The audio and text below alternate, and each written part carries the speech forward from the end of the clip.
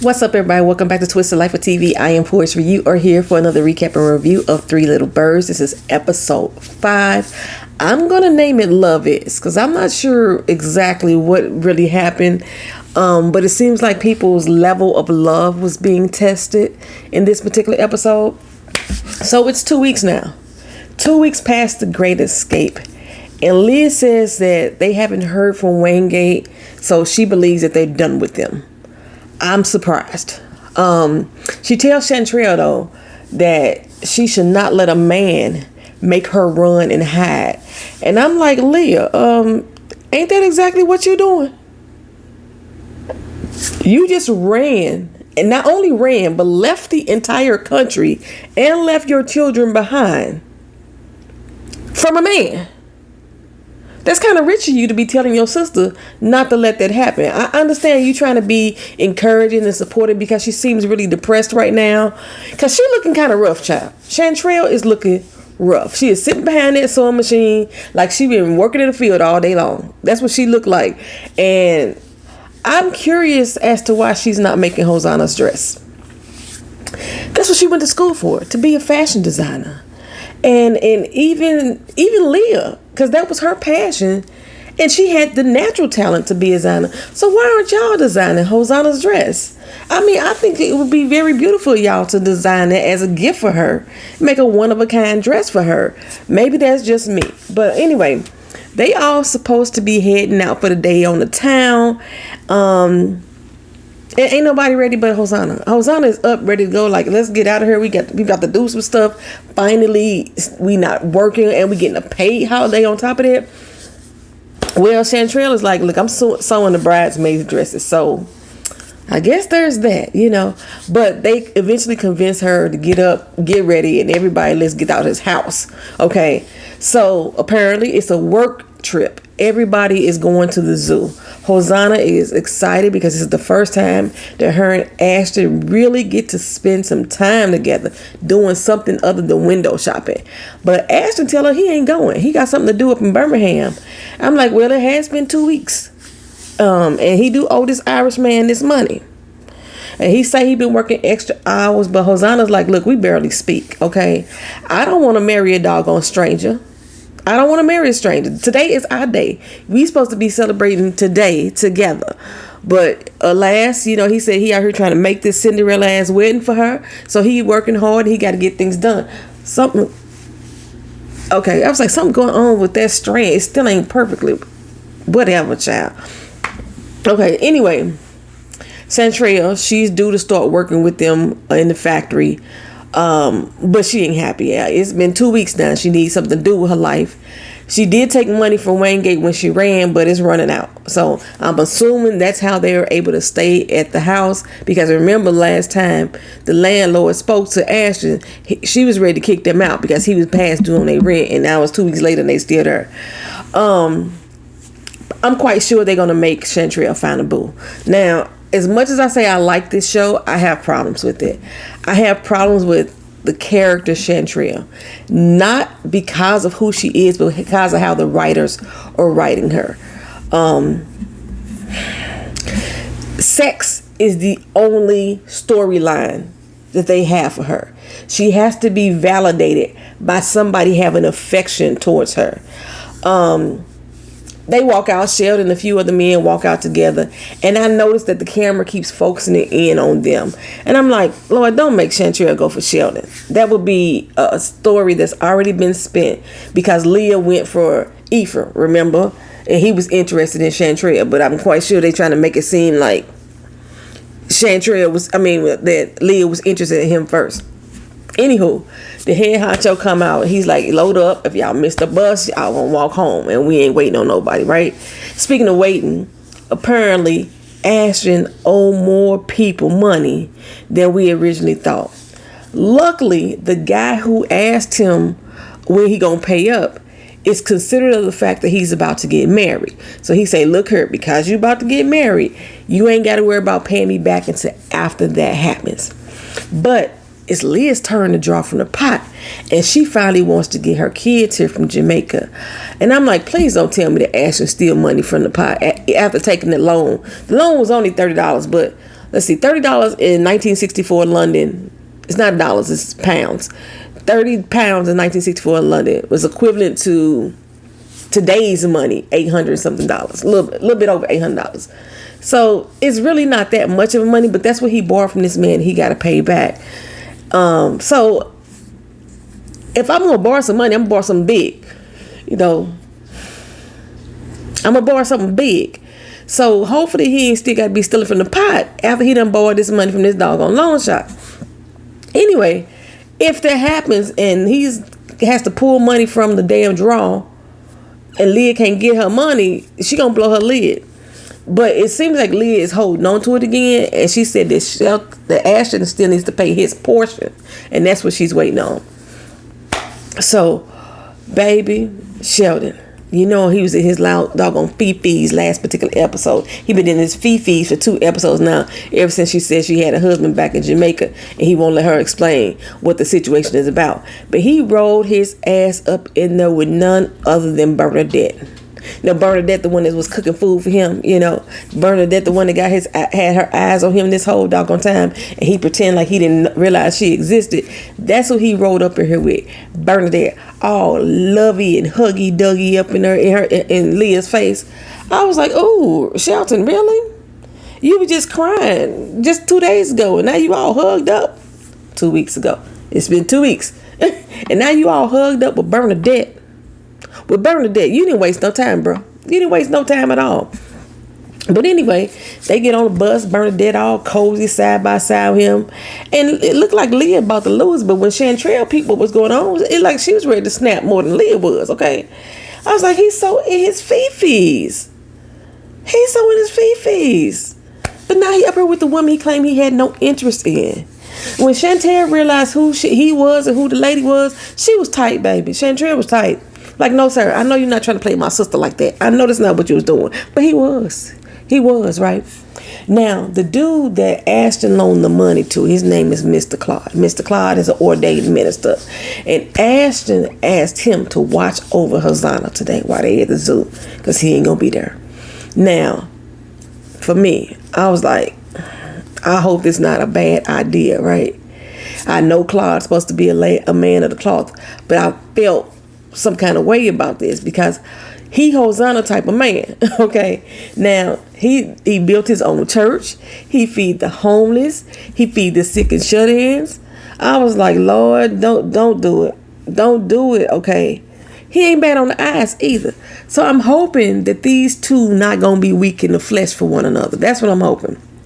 So Ashton, he makes it out to Birmingham, and he go make his final payment on the wedding dress. I got a sick feeling about this. I really do. Either him or that dress gonna get jacked up. That's what I'm feeling. One of the two. So we go back to the bus. The bus is at the zoo. The bus done overheated, child. That smoke coming out from the hood. The radiator hissing and everything. And Sheldon,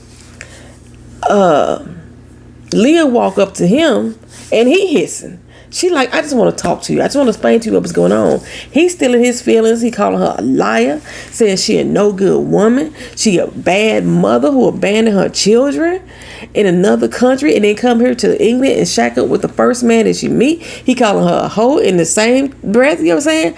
I feel some kind of fucking way.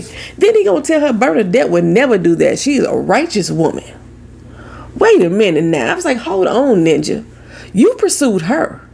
You went after her. She didn't even want to be with you, okay?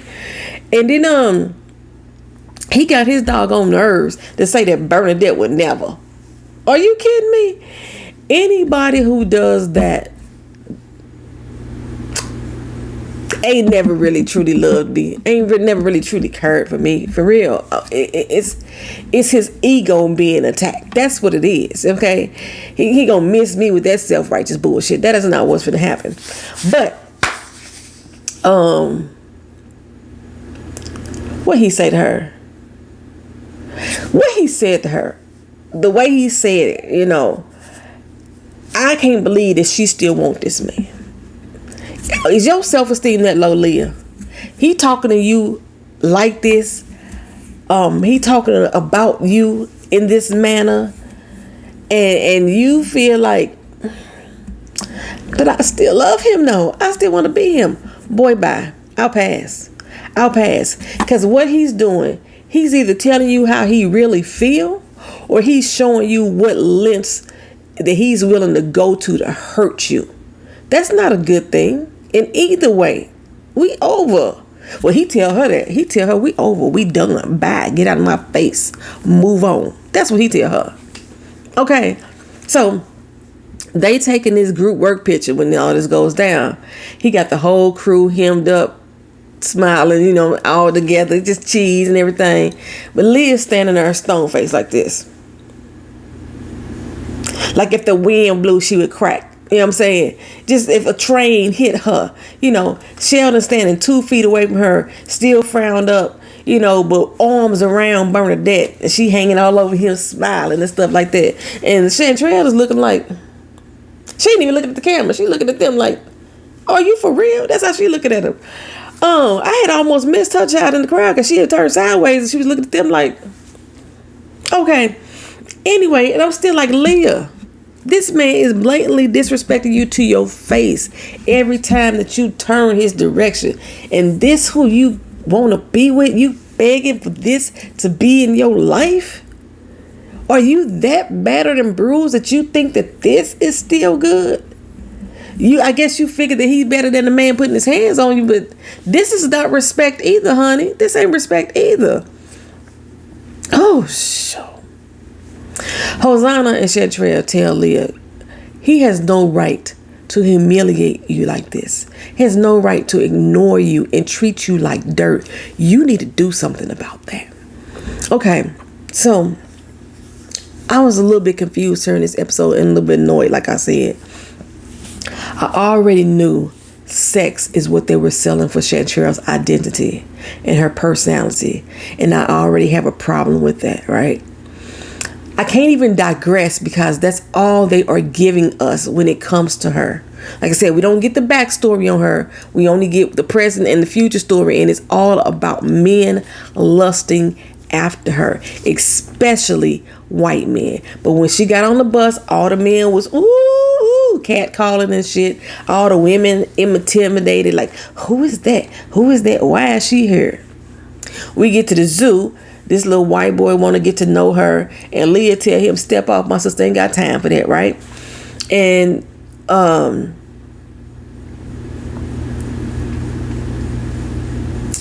but with Ashton, I wasn't ready.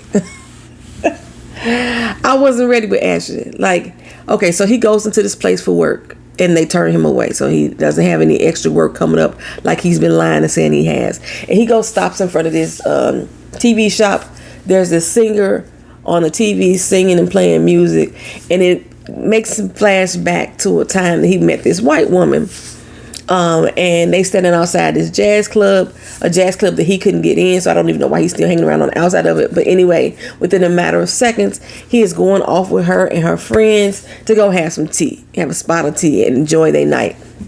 Okay. And I was like, are we creating a new story for Ashton? What is the reason? Is he broke because of this woman, befriending this white woman? What the heck is going on? Okay. He was thinking back on those times like he had longed for her.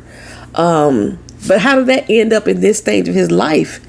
For me, how is that irrelevant? How is that relevant for this point in his life? I didn't understand. We go back to the zoo and another white man rolls up on Chantrell. And she tries to ignore him, and then he solicits her for sex, asking her how much, okay? Then off to the rescue comes the first white boy that Leah shut down. His name is Jimmy. And I was like, why can Chantrell not have another story but men lusting after her?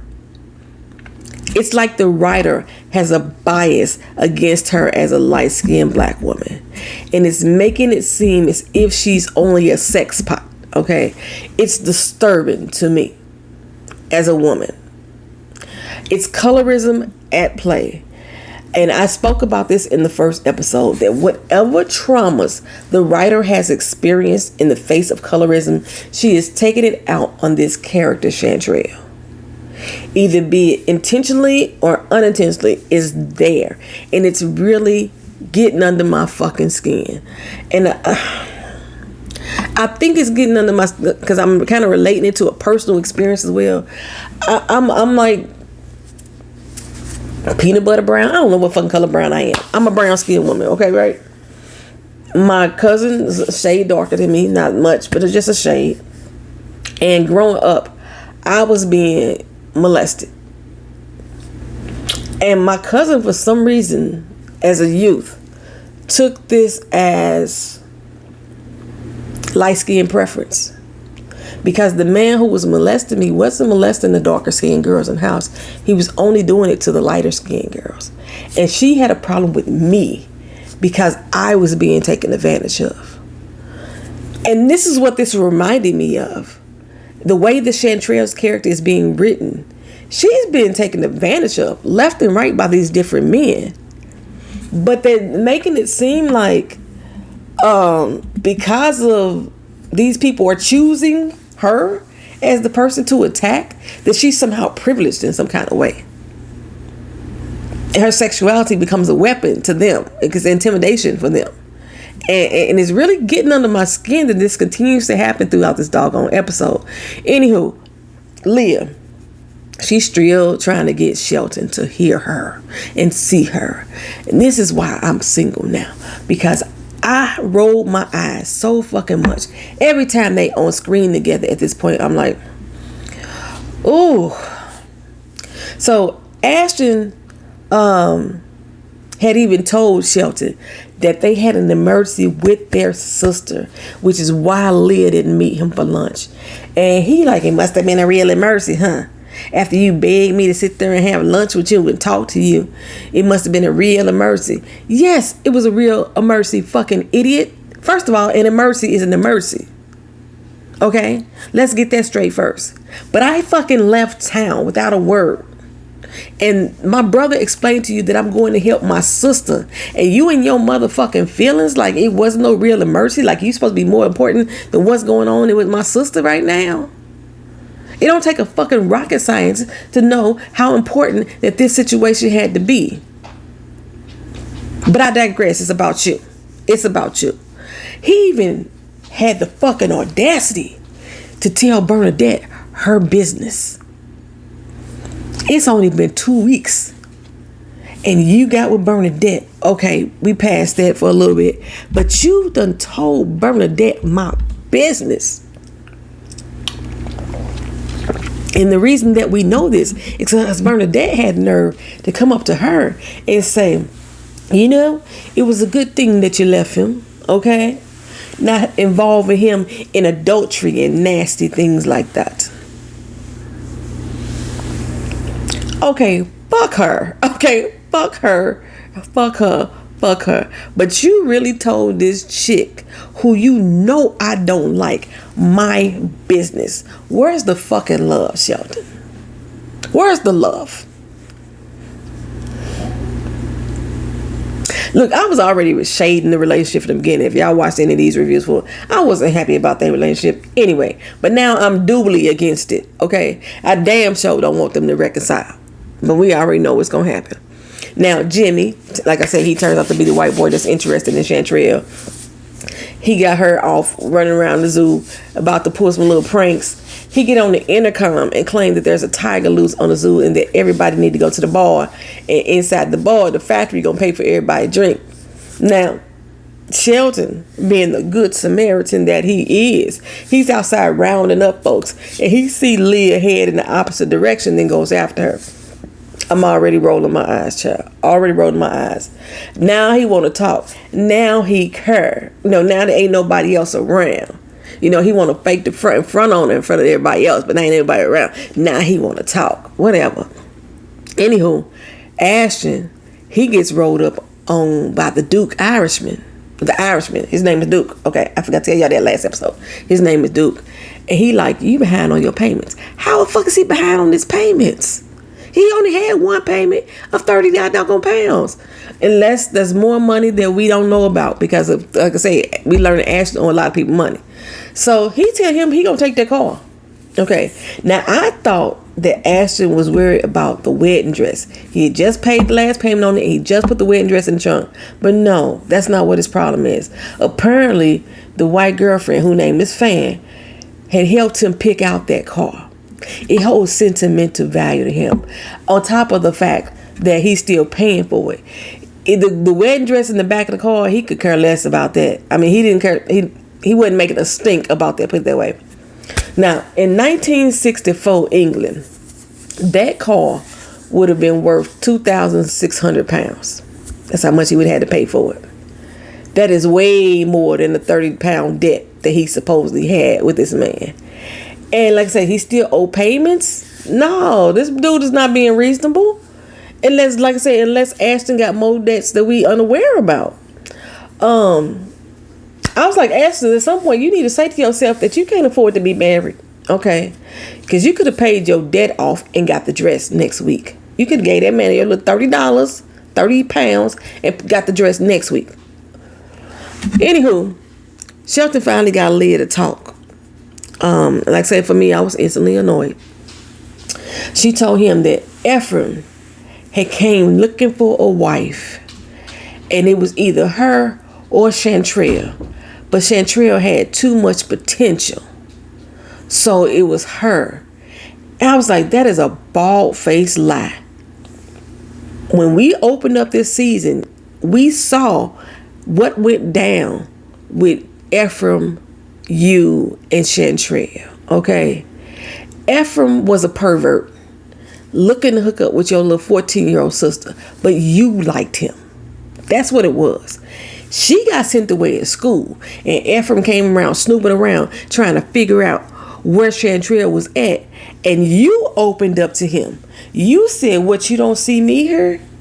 That's what you said.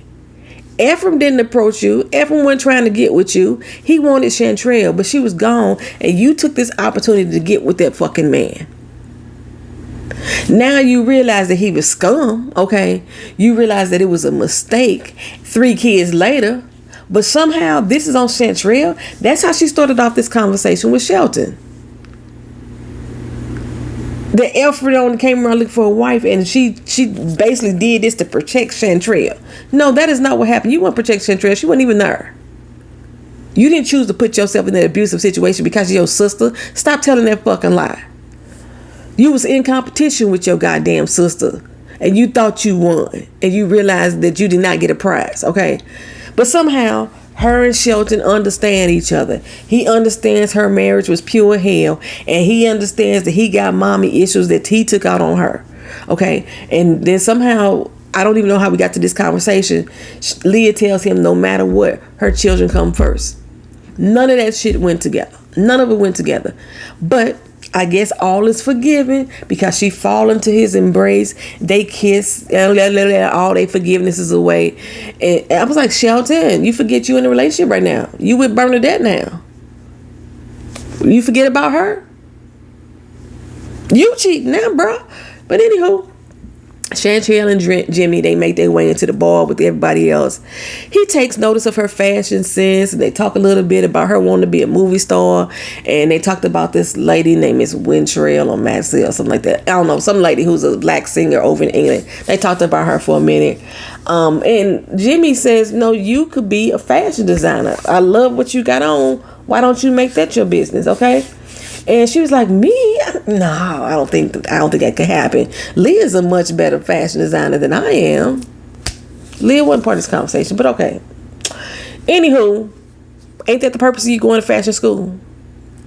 What was the purpose of you going to fashion school for? Okay, Hosanna, she over there having a meal with Mr. Claude, and all of a sudden he appears like he having a heart attack, child. And I had forgot that Hosanna was a nurse in Jamaica. So she was able to quickly assess the situation and determine it was angina, saving the man's life. And she eventually asked him to officiate over her doggone wedding. Okay, now last week, child, I said that I didn't realize that it was the dressmaker who Ashton was dropping the money off to. In previous episodes, I want to say around episode 2, I said that Ashley had another family, and that's who he was dropping our money off to. Well, child, he was dropping it off to both.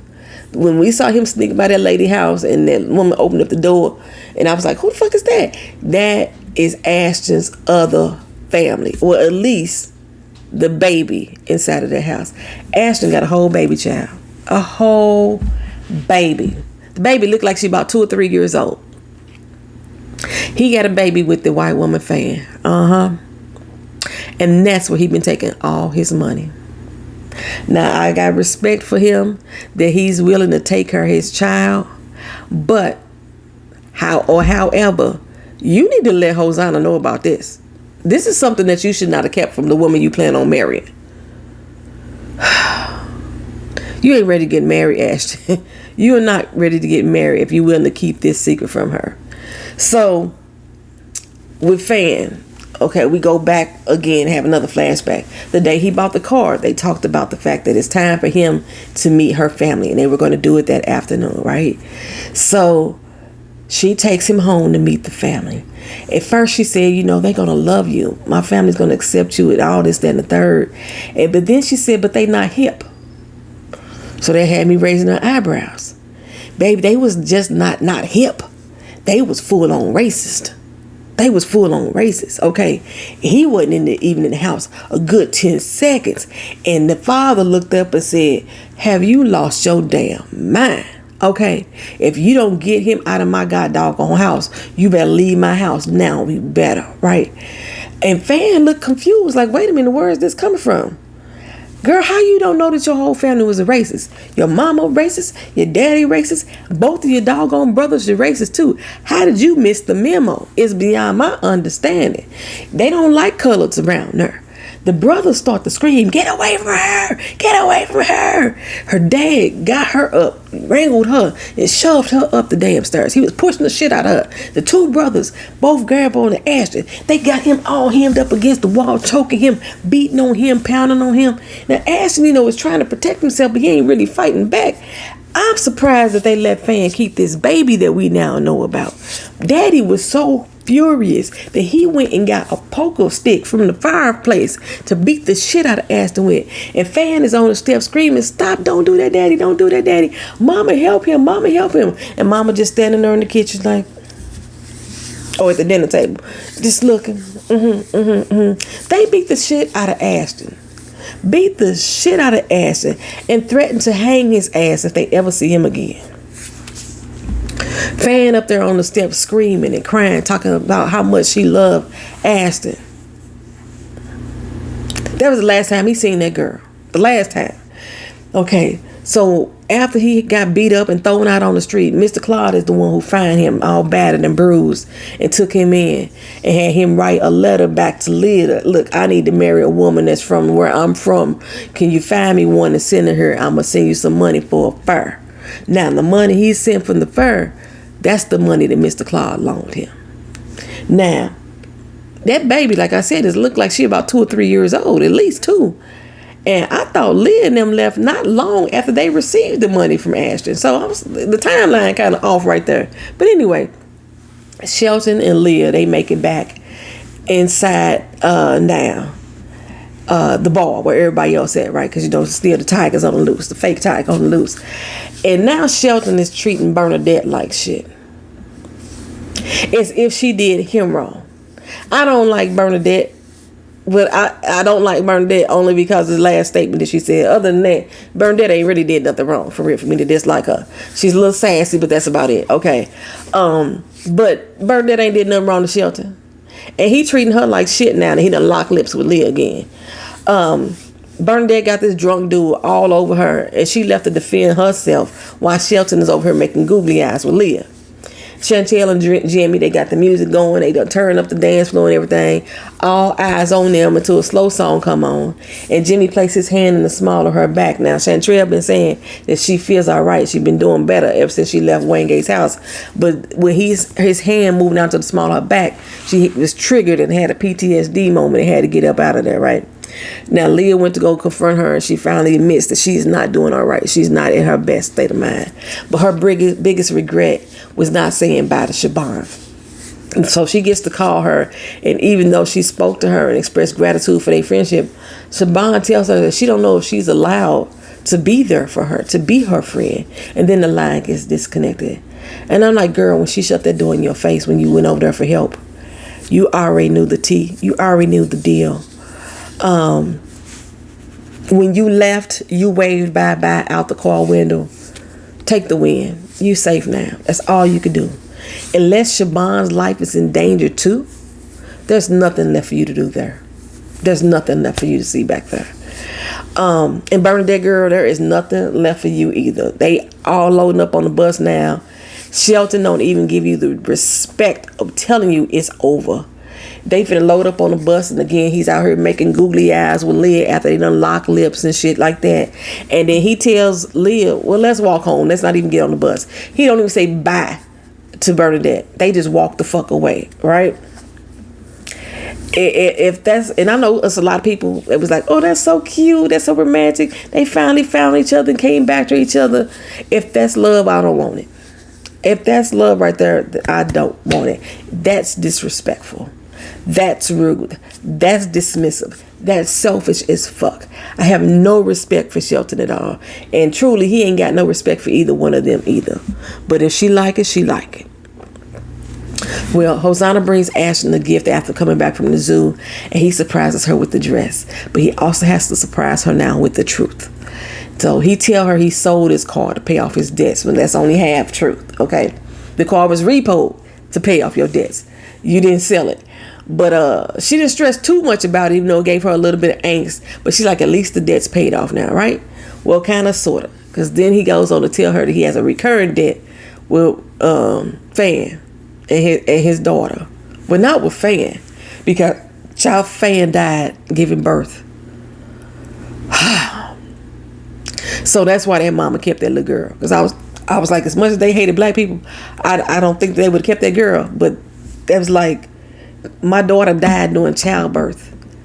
Giving that baby away would be like losing her all over again. God, I got the hiccups again. I keep getting the fucking hiccups. There's a goddamn gnat in here. I keep getting the hiccups every time I do a fucking video.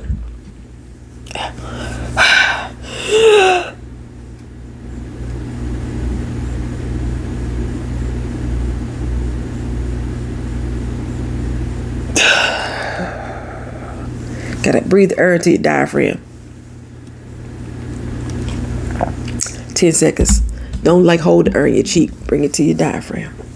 Anyway, I just got a fear, just like I've seen situations on TV, not in real life, but in situations where the mother passes away while the child is doing childbirth, and the rest of the family resents that child. I just have a feeling that that's what's going to happen with this particular child, especially being the child being half black, you know. But anywho, speaking of resentment, Leah and Shelton, they share their bed together, and she wake up glowing, and she notices the letter that her mama had sent earlier that she had still in her purse, and she opened up the letter, and it was her mama singing praises of Ephraim. He stopped drinking. He coming around to help her out around the house.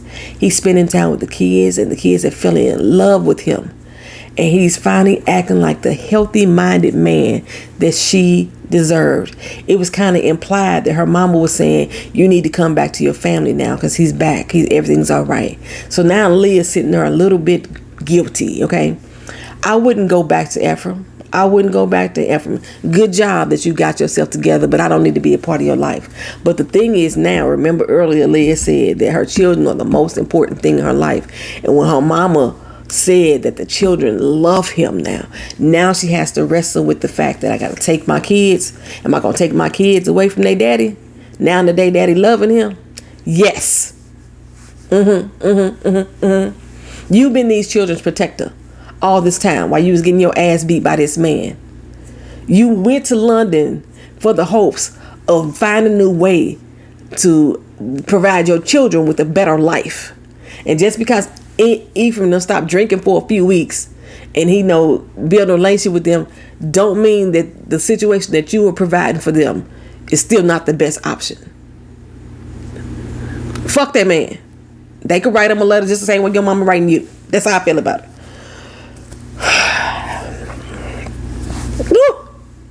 Anywho, Hosanna, she now stricken with the truth, and she's dealing with confusion, and she's stressed. The news was a little bit more than she can bear. Really, it looked like she kind of questioned herself whether or not she could marry Ash now. And he was trying to tell her, she's like the perfect woman and everything, and I know you're strong. Don't tell my sisters. My sisters don't know. And Hosanna sitting there shaking her head like, I ain't this strong. I ain't this strong. But that's how she looked like she grieving right now. You know what I'm saying? Especially when she opened up the dress and she put on her veil and she starts to break down. Ashton, on the other hand, is in his room because they in separate rooms. She said she ain't gonna live with him until they get married. He in his room. He looked like he feeling a little better about himself, that he was able to get that off his chest and express that to her. And then he look out the window and he see who? Mr. Duke, the Irishman, hanging around on his horse-drawn carriage, right? I'm like, this dude got a whole motherfucking car out the deal for a $30 debt based off of what we know. I done paid you, dog. Leave me the fuck alone. But like I said last week, it wasn't gonna be good. It wasn't gonna be good. When you're dealing with people like loan sharks and you pay them back their money, they feel like they still got a stronghold on you and they ain't gonna never let you lay that shit down. And that's the situation that Ashton put himself in, child. Y'all let me know what y'all thought. I didn't have a question of the week this particular time. Last week's answers, the first question was Bust Your Windows Out. That was a song by Jasmine Sullivan. And Let's Get Crazy.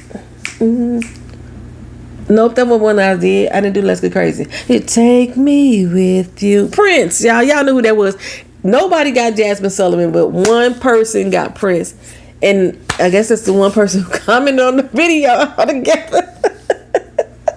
So I don't have a trivia question because it looks like we may not be doing the emoji vote the remaining episodes on this season. We'll start it back over again on a new show whenever we figure out a new show to watch. But thank y'all for watching. Thank y'all for being here. This has been Three Little Birds, episode 5. See you again in the next video. Peace.